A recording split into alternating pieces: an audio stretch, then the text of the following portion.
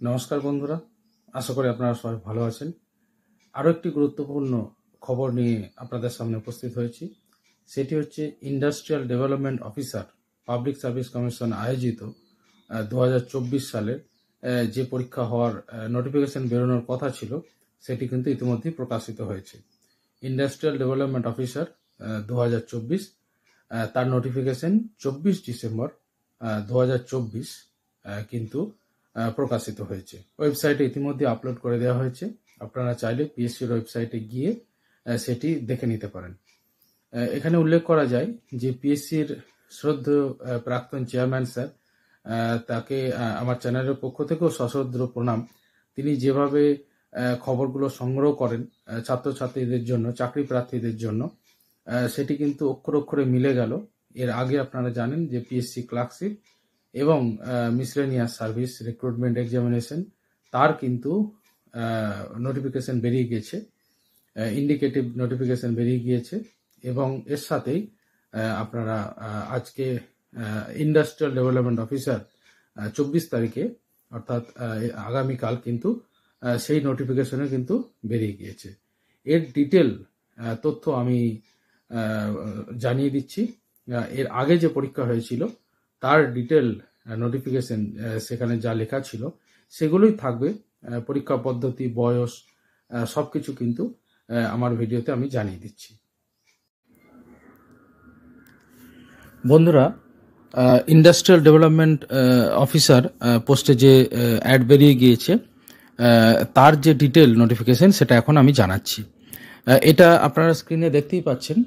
2019-এ যে পরীক্ষাটি হয়েছিল সেখানে কিন্তু এই ডিটেল নোটিফিকেশন দেওয়া ছিল। আমি একটু সংক্ষেপে জানাচ্ছি কোয়ালিফিকেশন কি ছিল। এসেন্সিয়াল কোয়ালিফিকেশন হচ্ছে a degree of a recognise university or a diploma in engineering or technology of a recognise university institution, অর্থাৎ সিম্পল গ্র্যাজুয়েট হলেই কিন্তু পরীক্ষাটি দিতে পারবেন। এর সাথে যারা পলিটেকনিক করেছেন অর্থাৎ ডিপ্লোমা ইঞ্জিনিয়ার, তারাও কিন্তু পরীক্ষা দিতে পারবেন।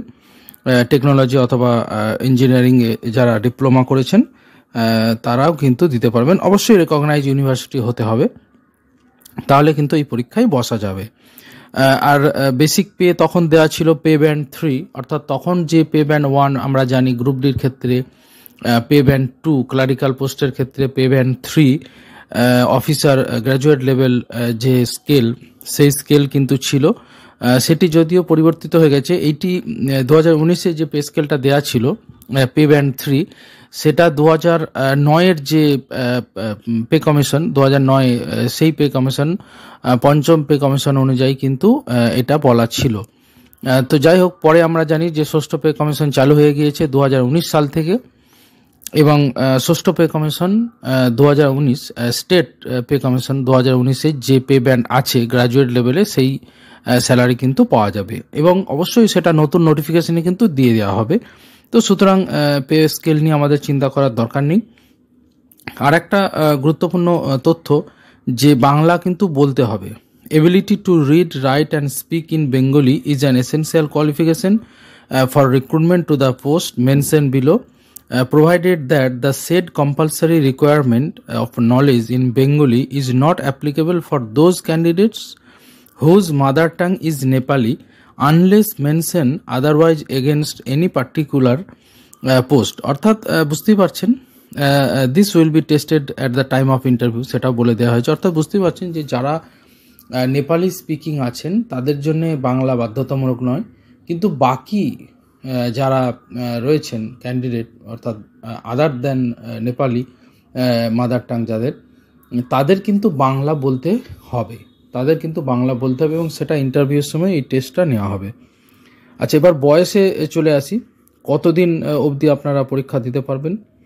Not more than 39 years as on যে বছর অ্যাডটি পাবলিশড হবে, অর্থাৎ এর আগে 2019-এর 1 জানুয়ারি থেকে হিসাব করা হয়েছিল 39 বছর পর্যন্ত। তো এবার অবশ্যই সেটা 2024 সাল থেকে কিন্তু কাউন্ট হবে, অর্থাৎ 2024 যে সালটা চলে যাচ্ছে 2024-এর 1 জানুয়ারি থেকে কিন্তু কাউন্ট হবে। অর্থাৎ এই যে ইন্ডিকেটিভ অ্যাডভার্টাইজমেন্টগুলো বেরিয়ে গেল, PSC clerkship, PSC miscellaneous, WBCS এবং ইন্ডাস্ট্রিয়াল ডেভেলপমেন্ট অফিসার বা অ্যাসিস্ট্যান্ট ইঞ্জিনিয়ার সিভিল এবং আরও যে নোটিফিকেশনগুলো বেরোতে থাকবে, যারা এই 2024-এর মধ্যে যদি ইন্ডিকেটিভ অ্যাডভার্টাইজমেন্টগুলো বেরিয়ে যায়, তাহলে কিন্তু তার যে নোটিফিকেশন নাম্বার সেটা কিন্তু 2024 হবে। অর্থাৎ যেমন 13/2024, 14/2024 এখন পর্যন্ত যেগুলো বেরিয়েছে। তো এই যে নোটিফিকেশনগুলো 2024-এ বেরোচ্ছে, তো এর ফলে কি হবে, 2024 থেকে কিন্তু কাউন্ট হবে। তো অবশ্যই তাহলে কি হলো, অলরেডি 2024 সাল চলে যাচ্ছে। তো যারা বয়স শেষ সীমায় পৌঁছেছেন তারা কিন্তু একটা লাস্ট চান্স পাবেন। তো এইটা পিএসসির চেয়ারম্যান স্যার এবং পিএসসি কর্তৃপক্ষকে আমাদের তরফ থেকে সবার ধন্যবাদ দেওয়া উচিত অবশ্যই, যে 2024 শেষ হতে যাচ্ছে, এই সময় অ্যাডগুলো বের করার ফলে তাহলে কিন্তু বয়সের যারা শেষ সীমায় পৌঁছেছেন তারা কিন্তু পরীক্ষাটা দিতে পারছেন এই ইন্ডিকেটিভ অ্যাডভার্টাইজমেন্টটা অন্তত বের করার জন্য। ডিটেল অ্যাডভার্টাইজমেন্ট তো বের করা যাবে না, আপনারা জানেন। ওবিসি কেস না মিটলে 7ই জানুয়ারি আমাদের সবার নজর থাকবে এবং 7ই জানুয়ারি অবশ্যই আমার চ্যানেলে নজর রাখবেন, আমি ডিটেল সেদিন জানিয়ে দেব। আর বয়সের আরেকটা ব্যাপার বলি, যাদের অবশ্যই age limit relaxable for the candidates belonging to the schedule caste, schedule tribe and other backward classes. আমরা জানি এসসি এসটির জন্য 5 বছর এবং ওবিসিদের জন্য কিন্তু 3 বছর ছাড় পাওয়া যাবে। অবশ্যই 7ই জানুয়ারি ওবিসি কেস না মিটলে কিন্তু ডিটেল অ্যাড বের করা সম্ভব হবে না। তো যাই হোক, ফিজ নিয়ে আমরা এখন চিন্তা করব না। তখন 160 টাকা ফিজ নেওয়া হয়েছিল 2019-এ, সেটা আপনারা স্ক্রিনে দেখতেই পাচ্ছেন। কিন্তু এবছর নিশ্চয়ই হয়তো বাড়ানো হতে পারে, 210 হতে পারে, 210 টাকা সম্ভবত যেটুকু শোনা যাচ্ছে ফিজ নেওয়া হতে পারে। তো সেটা ডিটেল যখন নোটিফিকেশন প্রকাশিত হবে তখন অবশ্যই আমি জানিয়ে দেব। তো অবশ্যই চ্যানেলটার প্রতি আপনারা নজর রাখুন ডিটেল অ্যাডের জন্যে।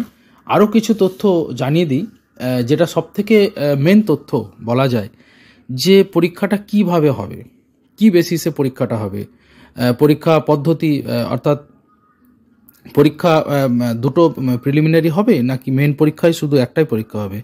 তো দেখো, এখানে 2019-এ যেটা ছিল, আমি একটু ডিটেল বলে দিচ্ছি। 2019-এ যে কিভাবে প্রার্থী বাছাই হবে তা বলে দেওয়া হয়েছিল। The prescribed essential qualification are the minimum and mere possession of the same does not entitle applicants to be called in for the interview. অবশ্যই যে যা বলে দেওয়া আছে, অর্থাৎ গ্র্যাজুয়েট হলেই যে ইন্টারভিউয়ের সুযোগ পাবেন এমন কোনো কথা নয়। তো যাই হোক, পরে কি বলা হয়েছে দেখে নিই, যে where the number of application received in response to the advertisement is large and it is not inconvenient for possible to commission to interview all the applicants, the commission may restrict the number of candidates for interview to a reasonable limit on the basis of either higher qualification in the relevant subject, higher standard of marks grade obtained in the essential qualification, or on the basis of a screening test, written test অথবা written test। অর্থাৎ তখন বলে দেওয়া হয়েছিল যে পরীক্ষার যে পদ্ধতি, সেই পরীক্ষা পদ্ধতিতে বলে দেওয়া হয়েছিল যে শুধুমাত্র নাম্বারের ভিত্তিতে ইন্টারভিউ ডাকা হতে পারে, অথবা যদি প্রচুর আবেদনপত্র জমা পড়ে তাহলে কি হবে, তাহলে একটা স্ক্রিনিং টেস্ট নেওয়া হতে পারে। এবং আমরা জানি শেষমেশ কিন্তু স্ক্রিনিং টেস্ট নেওয়া হয়েছিল, অর্থাৎ মাল্টিপল চয়েস কোশ্চেন ছিল, যেমনভাবে এখন পরীক্ষা হয় ওএমআরে, ওই ওএমআরে পরীক্ষা হয়েছিল এবং ওই একটা ওএমআরের পরীক্ষাতেই কিন্তু ওই একটা পরীক্ষাতেই কিন্তু, অর্থাৎ ওই একটা শুধুমাত্র 100 নম্বরের পরীক্ষা ছিল এবং ওই পরীক্ষাতেই কিন্তু ওএমআর যে পরীক্ষা হয়েছিল অবজেক্টিভ মাল্টিপল চয়েস কোশ্চেন, তাতেই কিন্তু ইন্টারভিউ ডাকা হয়েছিল এবং শেষমেশ নিয়োগ হয়েছিল। অর্থাৎ আপনারা বুঝতেই পারছেন যে একটাই পরীক্ষা নেওয়া হবে হয়তো। তো এবার যদি কিছু চেঞ্জ হয়, যে যদি কোনো চেঞ্জেস আনে পিএসসি, সেটা অবশ্যই ডিটেল নোটিফিকেশানে থাকবে, এখন অত চিন্তা করার দরকার নেই। আপাতত আমরা ফর্ম ফিল আপের জন্য নজর রাখবো, ডিটেল অ্যাডের জন্য অবশ্যই নজর রাখবো, এবং সেই ডিটেল অ্যাড যখন প্রকাশিত হবে এবং অবশ্যই আমি আমার ওয়েবসাইটে আমার চ্যানেলে দিয়ে দেবো। তো আপনারা অবশ্যই চ্যানেলটার প্রতি নজর রাখুন এবং চ্যানেলটা অবশ্যই সাবস্ক্রাইব করে নিন। গুরুত্বপূর্ণ তথ্য, চাকরি সংক্রান্ত সমস্ত তথ্য আপনারা এখানে পাবেন, এবং কারেন্ট অ্যাফেয়ার্স এবং গুরুত্বপূর্ণ আন্তর্জাতিক এবং জাতীয় আন্তর্জাতিক যে ঘটনা, তাও কিন্তু এই চ্যানেলে অবশ্যই আমি জানিয়ে দেবো। তো কারেন্ট অ্যাফেয়ার্সের জন্য অবশ্যই আপনাদের চিন্তা করতে হবে না, চ্যানেলটা যদি সাবস্ক্রাইব করে নেন আপনাদেরই সুবিধা হবে। এবং আইডিও নোটিফিকেশনের যে তথ্য আপনাদের জানিয়ে দিলাম, এবং আইডিও ইন্ডাস্ট্রিয়াল ডেভেলপমেন্ট অফিসার পোস্টে যে শূন্যপদ সম্ভবত 93টা বলে পিএসসি সূত্রে জানা গেছে। তো আগামীতে এর ডিটেল নোটিফিকেশান যখন বেরোবে আমি অবশ্যই বিস্তারিত আপনাদের জানিয়ে দেবো, এবং কোশ্চেন পেপার 2019-এ কী হয়েছিল সে সম্পর্কেও আলোচনা করে দেবো। তো সবাই ভালো থাকবেন, সবাইকে শুভকামনা।